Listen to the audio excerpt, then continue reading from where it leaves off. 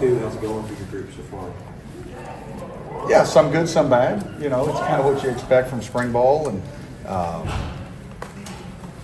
trying to, do some, we talked about last week, right? Trying to, hammer fundamentals, but then, just mess around with a couple of little tweaks. And so doing some of that today, and, just making sure the guys understand, hey, listen, when we do things like that, it's not going to be perfect. And, we'll get back to the film and we'll iron it out so that they can feel comfortable with it. But overall, the way they're competing, both sides of the ball, I think has been really productive. Right, Grant Godfrey was a guy you guys were really excited about out of high school. Where is he at in his progress after missing his whole redshirt year basically with an injury? How does that kind of affect where he's at? Yeah, I mean, really what it does, right, it sort of puts you a little bit back to square one, except for the knowledge sort of that defense. Grant was always a guy that, we brought in that we thought could play sort of, outside and transition to inside. And, this spring, slid him inside. And I think he looks comfortable in there. I think even out of high school, we sort of thought ultimately that's where he'd probably end up. And he played a fair amount his senior year in there.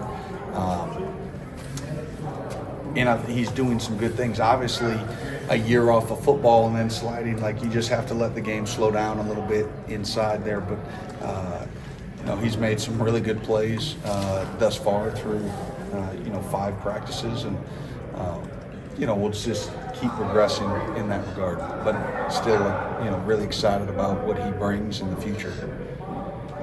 Everyone goes the same class. Nasir Addison, what have you seen from him so far? How's he progressing? Yeah, the thing with Nasir is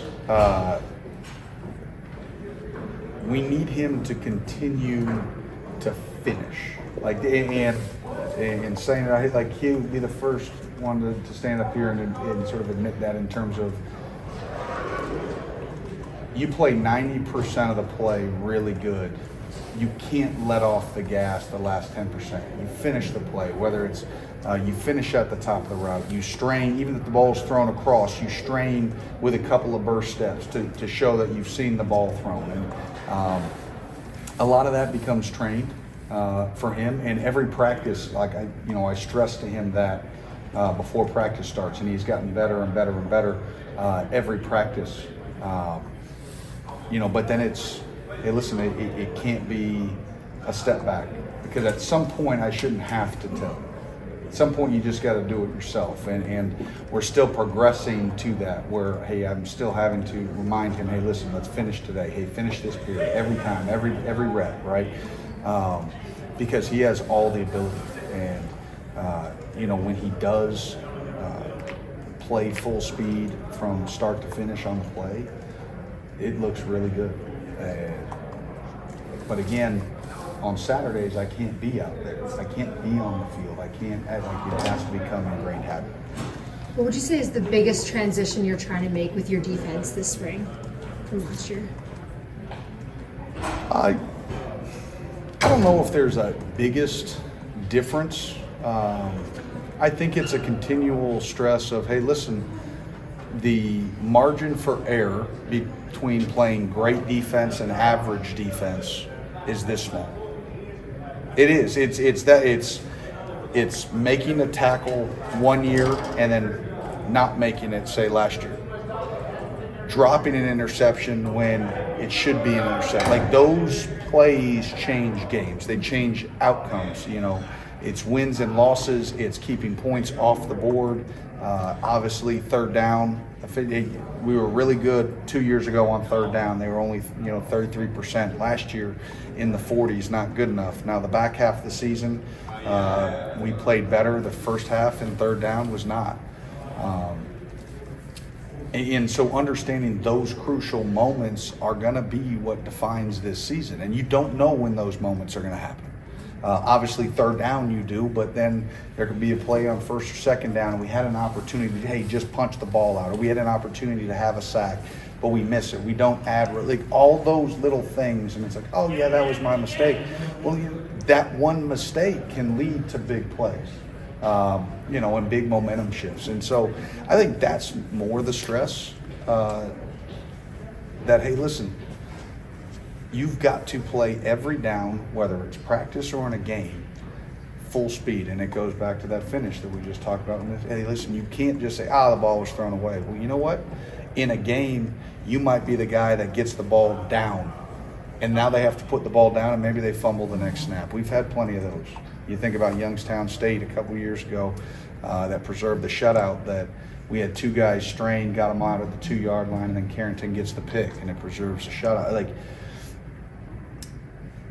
that's got to be their mentality. Is that harder in spring practice to have that focus on every play than a regular season? Yes and no. And the reason I say not necessarily harder, and I know it, you're not playing a game, but what are you doing in spring? You're competing for a job, and you understand. Hey, if coach is stressing this so much, when he's evaluating film, it's not just about my mistake, my physical mistake, right, or my misfit or my technique. Man, if he's judging me on my finish, my effort, on all of that as well, if I'm not doing that, then I'm probably not going to win that starting job, or I'm not going to win that backup job. And so there's sort of as much stress in spring for players, that, hey, listen, like, you're jockeying for position here. I tell everybody, our depth chart's in pencil. Like, you put it in pen and now it gets really ugly, right? Trying to scratch again. Like, you put it in pencil, hey, listen, you don't want to do it, I can erase your name and I'm going to move the next guy up. And then, and so when you take that mentality as a player, I think it should drive you. Brad, you had 3 safeties coming back who played a lot last year. So what did you want to get when you added Kristen Story to that group, that position? 4 safeties that have played a lot of football. I mean, it's not always easy to attract a transfer coming into a room that has that much depth coming back. Absolutely, and listen, you need it. You need it at as many positions as you can get it, and then especially at a position like that, because then, okay, you could play some 3 safety looks, right? You have enough depth to do that. You can do multiple things. You can keep guys fresh and not wear them out. And ideally, that's what I'd like to do at essentially all our positions, where you've got enough depth that guys aren't having to play 70, snaps a game. We did a study up in Indy one year, and really, if you can play anywhere between sort of 40 and 50, that's kind of a sweet spot, even for upper level elite players. Now, you get it. I mean, there's certain positions, and you're going to leave a guy on the field, and you're going to try. It'd be too hard to sort of take them off. But at some point, you've got to get guys breaks and rest, and if you can keep guys fresh and they can play fast, that's hard to deal with, and especially for guys that have significant SEC reps that can communicate.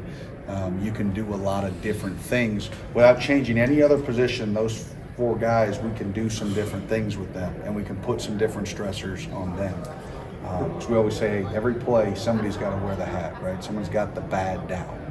And if you've got veteran guys and you can put some harder downs on those guys, same thing with Max, right? Is that, hey, listen, there's going to be some harder downs for him this year than maybe there were last year. Hey, if you, and he willingly wants it, you want to be that guy, then you're going to have some downs where you have to be that guy. Those safeties, placing Andrew at nickel, is that a thing where maybe you can try down there inside? Or? Absolutely, yeah. And all of them, I think, have the ability to obviously play the zone coverage piece, but they've got good movement skills where they can play, the man piece as well. What are you seeing from those outside backers that you've got so far? You know what I like and I'm encouraged about is the effort and enthusiasm that they have and that they're playing with. And, going to, potentially, take even more sort of reins off, right? And just, let them pin their ears back a little bit more, at times, and we've got to be smart and will help them with that. But I think that group's ready to hopefully take the next step. Now you got to add on every day, onto what we're doing. But we've had an encouraging, sort of 5 days. I think last year they'd all sort of say there were plays that we left on the field. And this year the focus, and they understand because they got to hear it out of my voice every single day and every single meeting, is that those kind of plays are the ones that leave you right middling, right? Those are the plays we need to make this year, and they're expected to be made. And so that expectation is been known, and they want it, in that room. Quickly, who's stepping up in Drew Phillips' position? It's a tough position to play, as we know. Yeah, you know who I think's had a good 5 days, and you always got to be careful here, right? But you're always trying to be a jinx, man. We don't want to jinx it. Is Jansen. JD's having a really good spring. JD, if you're listening, turn off your ears. Don't be listening. I think he's gaining that confidence. He's had the time in the system now to understand and to develop, and his length and his athleticism, is something that we can really use, and he can use to his advantage. And I think, like anything, we talked about it last week. You learn from mistakes, right? Probably you learn way more from your mistakes than you learn from your good plays. Everybody wants to watch their good plays because it makes them feel good, and it's hard to watch your bad plays, but you learn way more that way. And I think he's taken an approach where, hey, listen, just teach me off my bad plays. Teach me off my bad plays. Because that's the only way, as much as it hurts, as much as it stings, as much as it's hard to watch over and over and over, that's how you get better. And he's done that, and he's taken strides, significant strides thus far. All right, guys, Coach Stewart's Thanks. ready for you guys to